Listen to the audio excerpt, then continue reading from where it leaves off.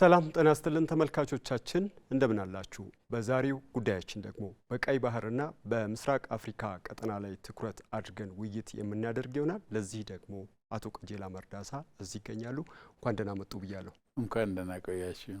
ኢትዮጵያና የቀይ ባህር ትስስር እንግዲህ የረጅም ጊዜ ታሪክ ነውና እንደው ይህ ታሪክ ምን ያሳየናል? ኢትዮጵያ ከባህር ጋር የነበራት ትስስር እስከምን ድረስ ነበረ?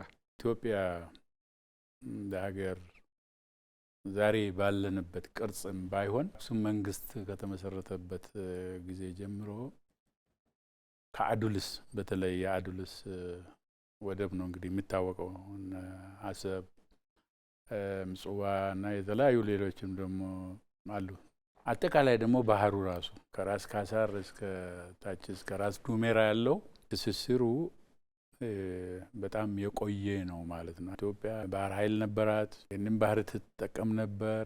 ምንም ጥያቄ የሌለው ነው። ኢትዮጵያ ከባህር የራቀችበት ደግሞ ከ1983ቱ ኤርትራ እንደ ሀገር ራሷን ከቻለች በኋላ ነበርና እንደው በዛ ወቅት እንግዲህ በተለያየ አጋጣሚ እርሶም ቅርበት ነበሩት እንደ ፖለቲካ ፓርቲም በዛ ሂደት ውስጥ ደግሞ ብዙ መረጃዎች ይኖራሉ ብዬ አስባለሁ እርሶ ጋር ነውና በዛን ጊዜ የነበሩ የፖለቲካ ፓርቲዎች ምን አይነት አቋም ነበራቸው? ምንም ድርድር ሳይደረግ ኢትስ ፌታ ኮምፕሊ አለቀ። ያለቀ ጉዳይ ነው። በቃ ወደ ኋላ መመለስ አይቻልም በሚል አስመራ ተይዟል፣ አዲስ አበባ ተይዟል ተባለ። ወደ ቻርተር ነው የተመጣው ማለት ነው። ቶሎ ብለው ነው ያንን የኤርትራን ነጻነትንም ሁሉን ነገሩንም ጊቭ አፕ ያደረጉት። ኢትዮጵያን እንግዲህ ከባህር የማራቅ ስራ በደንብ ሲሰራም ነበረ በአንዳንድ ሀገራት። ከዚህ ከባህር በር ከአባይ ውሃ ጋር ኢትዮጵያን ከማራቅ አንስቶ የነበረውን ሴራ እንዴት ያዩታል? እስቲ እንኳን ቀይ ባህር አባይ ማይገባትም የሚል እኮ ነው ግብጽ። አፈሩም ውሃውም ከኢትዮጵያ የሚፈልቅ መሆኑ እየታወቀ ኢትዮጵያ እንዳትጠቀም ያለች እኮ ነው ግብጽ የምትከራከረው። የኮሎኒያል ህጎችን አምጥተው እየተከራከሩ ነው። አትጠቀሙም፣ ግድብ አትሰሩም ማለታቸው ምንም አብሶሉትሊ ምንም ተቀባይነት የሌለው ነው። ይሄ ፍትሃዊ የሀብትን አጠቃቀም ዓለም አቀፋዊ ህጎች አሉ።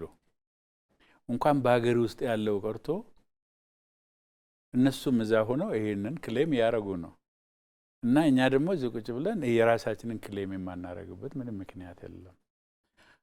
ለምን እንደዛ ያደርጋሉ? ያው ህዳሴ ከተገደበ ኢትዮጵያ በኢኮኖሚ ታድጋለች።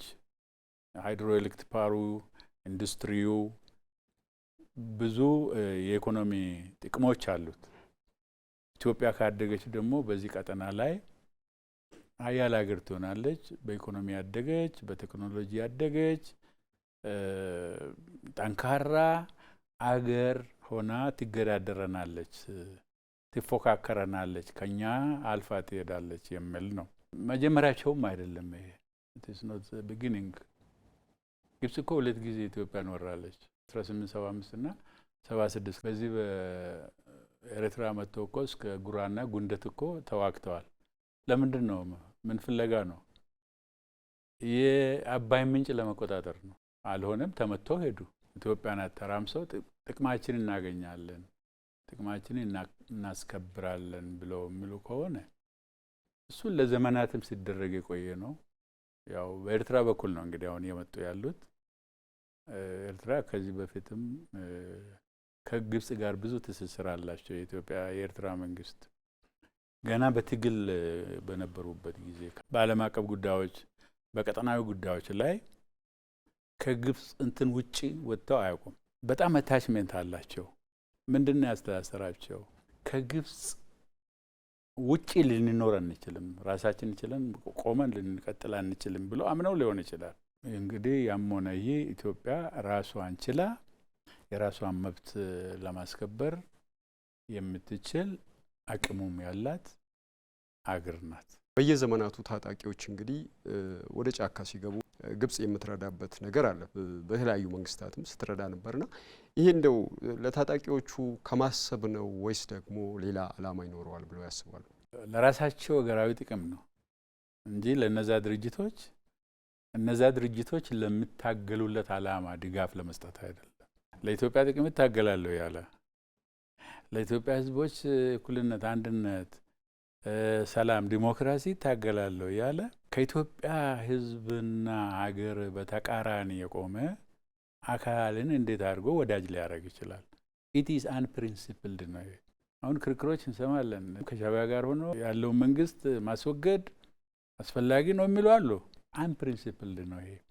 እንደዚህ አይነት ትግል ደግሞ አይሳካም። የፖለቲካ ቡድኖች እንበል ወይ ግለሰቦች በተለያየ ጥቅማ ጥቅም ሄደው እዛ ተለጥፎ የሀገርን ብሔራዊ ጥቅም አሳልፎ መስጠት ተገቢ አይደለም። ሌላው ከባህር በር ጋር የተነሳው ጉዳይ እንግዲህ የጋራ ተጠቃሚነትን ያረጋገጠ ጉዳይ ነው። ለምሳሌ ምስራቅ አፍሪካ ላይ በመሰረተ ልማት ሀገራትን ማስተሳሰር የጋራ ጥቅምን ማረጋገጥ በሚል ነው። ግን ይሄ ሲመጣ ግን እንደ ችግር የተወሰደበት ሁኔታ አለና ለምንድን ነው የጋራ ተጠቃሚነት ሊወሰድ ያልቻለው? የአሰብ ነው ምሳሌ 2 3 አይቻለሁ። አሰብን ኦና ነው ኢትዮጵያ ብትጠቀም የኤርትራን ኢኮኖሚ በእጅጉ ነው የሚደጉመው። ኤርትራ መሪዎች ግን ኢትዮጵያ በዚህ አጋጣሚ ታድጋለች፣ ቀድማን ትሄዳለች የሚል ነው ፍላጎታቸውና ምኞታቸው። ይሄንን አፍሪካን ቀንድ ሀያል ሆነው እንደ እስራኤል ሀያል ጠንካራ የሆነች ሀገር ሁሉንም እንደፈለገች መቆጣጠር የምትችል ሀገር አድርገው ለመቅረጽ ነበር ፍላጎታቸው። ኢትዮጵያ ሁሉ ጊዜ ኤርትራ መሪዎች በሚፈልጉት ኤርትራ ለብቻችን የብቻችን ነው፣ ኢትዮጵያ የጋራችን ነው። የነሱ ፖሊንትን አካሄዳቸው ኢትዮጵያን እንደፈለጉ የመበዝበዝ ኢትዮጵያን ሪሶርስ እንደፈለጉ የመጠቀም ኤርትራን ደግሞ ለብቻቸው የመያዝ ነው እና ከዛ የሚመነጭ ነው። ፖሊሲ ነው፣ የፖሊሲ ኢሹ ነው። ያ ይቻላል እንደማይቻል ታይቷል። ብሔራዊ ጥቅማችን ላይ እንዴት አንድ ሆነን መንቀሳቀስ አለብን? ብሔራዊ ጥቅም ላይ የምትደራደር ነገር አይደለም። በዚህ ላይ እንስማማ፣ በዚህ ላይ እንስማማ የሚባልበት ነገር አይደለም። እያንዳንዱ ሰው ፓርቲ የየራሱ የፖለቲካ ፕሮግራም የየራሱ ፖሊሲ ይኖረዋል ብዬ ተስፋ አረጋለሁ። ከዛ ወጣ ያለ ብሔራዊ ጥቅምን የማያስጠብቅ አካሄድ ካለ ደግሞ የተሳሳተ ነው ማለት ነው። ምንም ዓላማ የሌለው ሀገራዊ ጉዳይ ያልሆነ ናሽናል ኢሹ ያልሆነ ጉዳይ ይዘው ነው የሚሄዱት ማለት ነው። የግል ጉዳይ ሊሆን ይችላል፣ የቡድን ፍላጎት ሊሆን ይችላል፣ የግለሰብ ፍላጎት ሊሆን ይችላል፣ የጥቅም ጉዳይ ሊሆን ይችላል፣ የስልጣን ጥማት ሊሆን ይችላል። የሀገራዊ ጉዳይ አይደለም። በሀገር ጉዳይ ላይ ግን ቆም ብሎ ማሰብ ያስፈልጋል። አመሰግናለሁ። እኔም አመሰግናለሁ።